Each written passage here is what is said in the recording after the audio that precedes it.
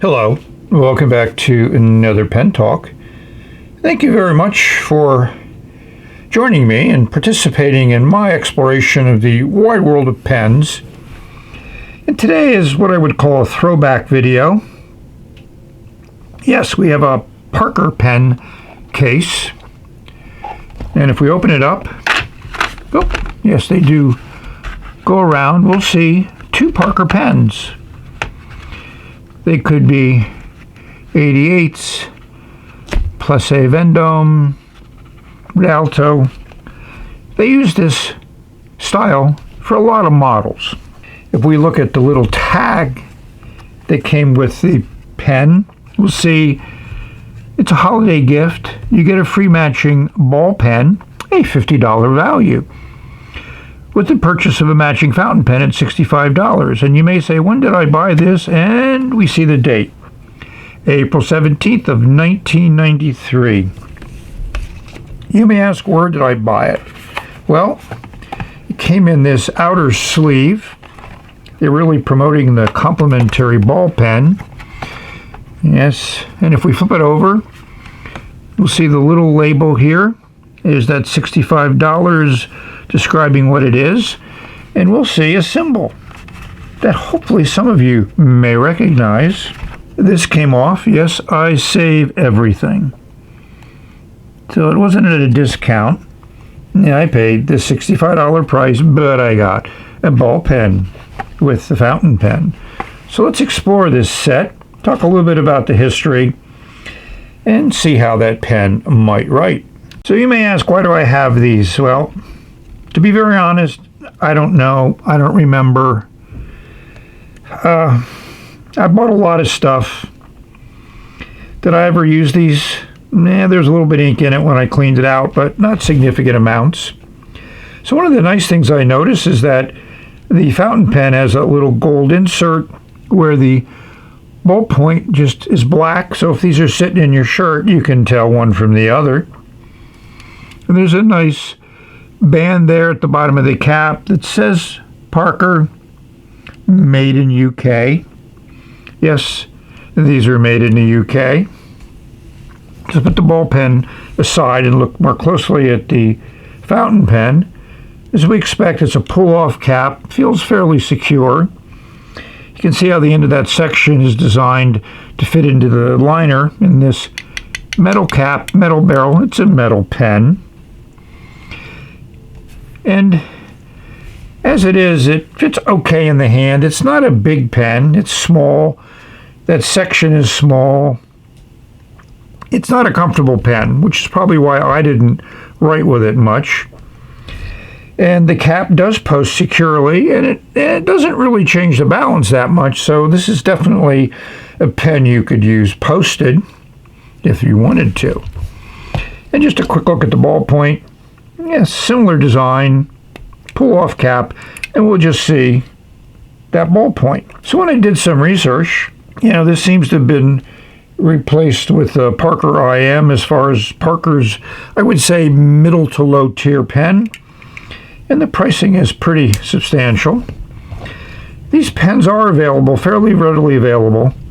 I wouldn't call them affordable or good buys in their vintage retail market, but if you like the design, and this is a nice color, and we'll see how the nib writes. I have, not high expectations, but I think the nib will perform satisfactory as other Parkers of this era did.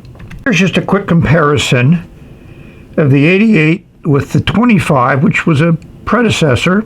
Did a review on this one. I'll put a link in description.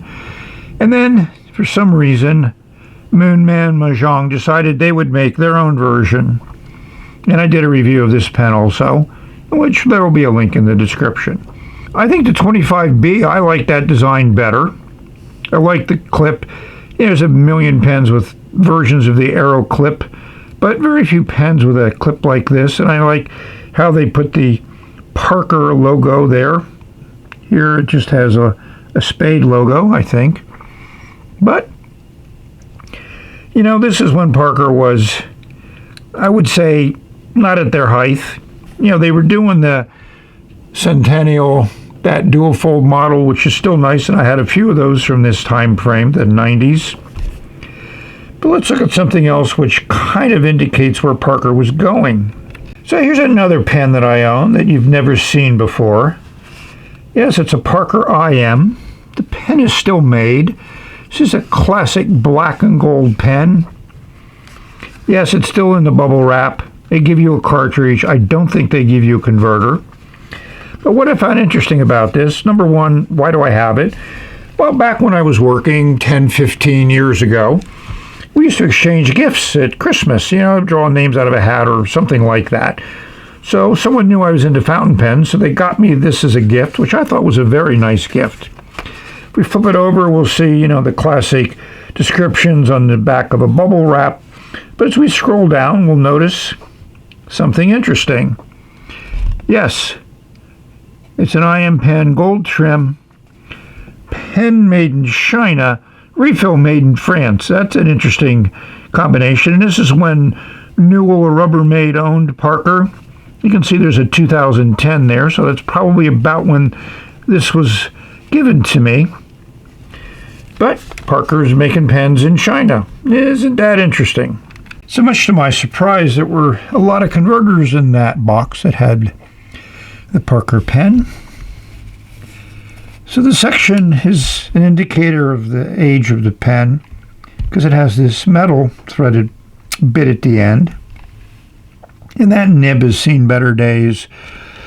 Maybe the ink was a little corrosive, or maybe the plating wasn't as good, but it certainly hasn't survived as well as you would expect. And all these converters fit. They all have the Parker opening and design at the end, which is how you tell converters apart.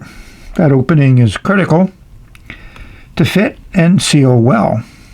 So that's the extent of this.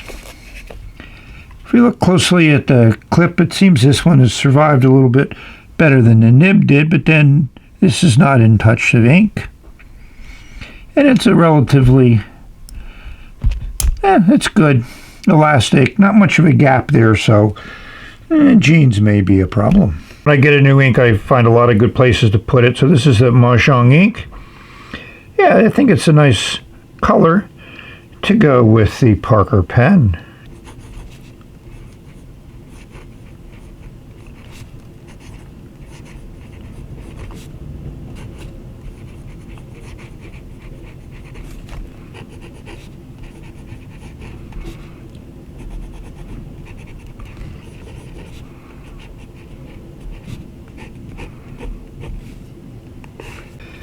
So it writes different than I expected in just one aspect. For medium nib, this is a very broad line. It's more in the broad nib category than medium, at least from my viewpoint, but my view may be influenced by a lot of the Asian medium nibs, which are on the fine side. It seems to lay down a lot of ink, but it's not a wet writer. It is smooth, but it requires some pressure to write. If you just put the nib down lightly, you're not going to get any real ink flow. So overall, I can see why this pen may not have made my everyday writers.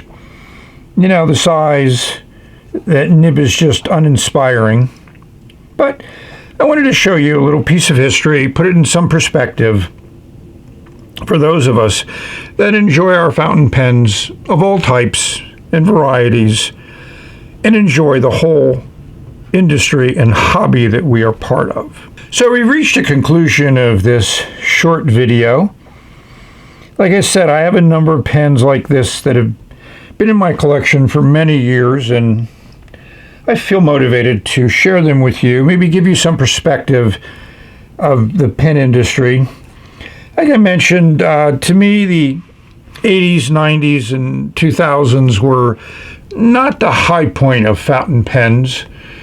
I'm so used to the classics from the 20s and 30s, and also I think lately, within the past decade or more, fountain pens have become a pretty good hobby for a number of people. And there's a lot of great manufacturers out there that are doing wonderful work and giving us pen lovers lots of choices. Too many maybe, but yeah, rather too many than too little.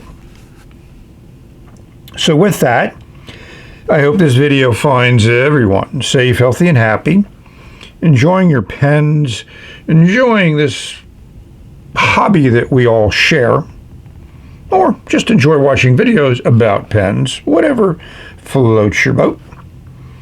So with that, now I'd like to thank everyone for watching, spending a few minutes with me, and exploring the wide world of pens. So we've reached the end of this video. We will say bye-bye. Who knows what's next? Stay tuned.